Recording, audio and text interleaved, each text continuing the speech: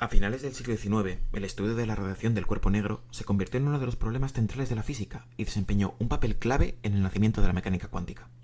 Su análisis histórico muestra cómo los físicos de la época se enfrentaron a dificultades que la física clásica no podía resolver por completo.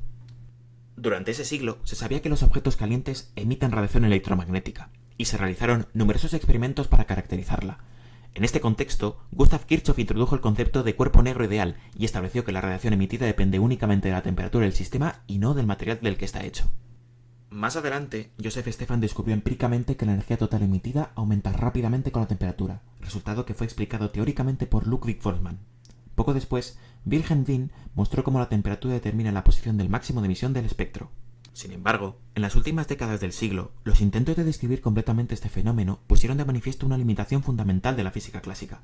Conocida como la catástrofe del ultravioleta, marcaría el inicio de una nueva etapa en la historia de la física. El cuerpo negro es un objeto teórico ideal fundamental para la física. Absorbe toda la radiación que incide sobre él sin reflejar nada. Debido a esto, se comporta como un emisor perfecto cuya radiación depende únicamente de su temperatura y no del material del que está hecho. Históricamente se desarrollaron tres leyes clave para describirlo.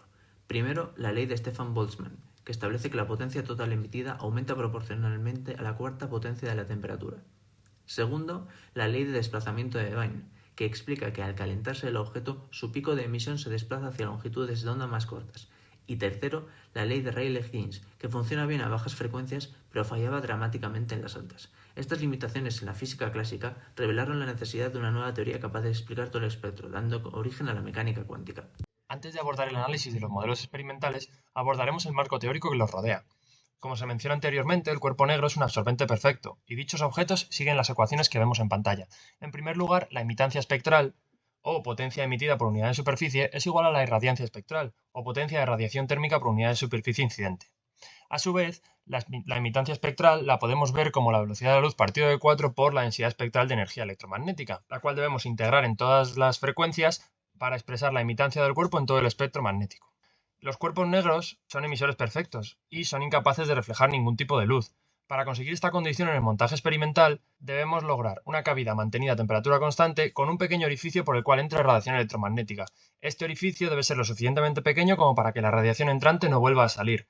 Una de las consideraciones más importantes del estudio de la radiación del cuerpo negro es la necesidad de conseguir una temperatura estable y uniforme en todo el experimento. Este problema técnico llevó a que hasta final del siglo XIX, principios del siglo XX, no se pudiera realizar experimentalmente.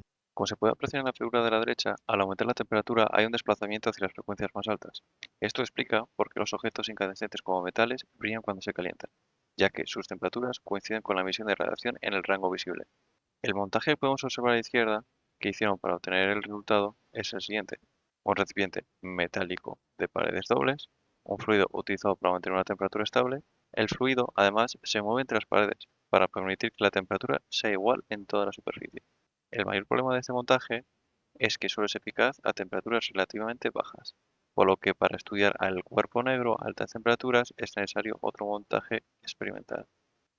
El montaje experimental para temperaturas altas consta de un cilindro de porcelana que se calienta a temperatura constante, al hacer pasar una corriente por un cilindro de platino. Las barreras D1, D2 y D3 son diafragmas que regulan la entrada de aire para poder estabilizar la temperatura. La catástrofe ultravioleta es el fallo de la teoría clásica al describir la radiación de un cuerpo negro. Con la aproximación clásica sale una intensidad que, para longitudes de onda pequeñas como es el ultravioleta, tiende al infinito, lo cual no cuadra con los resultados experimentales. En 1900 Planck propone la idea clave. La energía no se intercambia de forma continua, sino en paquetes. Con esto ya no vale la predicción clásica de en el ultravioleta, porque los modos de alta frecuencia requieren de cuantos de energía grandes, y no se excitan tan fácilmente. Para construir la ley final necesitamos de dos ingredientes. Uno, la densidad de modos por unidad de volumen, que crece como la frecuencia al cuadrado, es decir, que hay muchos modos a frecuencias altas. Y dos, la energía media por modo, que ahora la calculamos con Boltzmann usando que E es igual que H por la frecuencia. Al calcularlo llegamos a estos resultados que son coherentes con los experimentales. Cuando la frecuencia es grande, el término exponencial crece muchísimo y entonces el promedio de la energía se hace pequeña. Finalmente, si multiplicamos los modos por la energía media, obtenemos la ley de Planck, que reproduce el espectro real y elimina la catástrofe ultravioleta. En resumen, el desastre ultravioleta aparece por tratar la energía como continua, y Planck lo arregla cuantizándolo, siendo este el nacimiento de la teoría cuántica.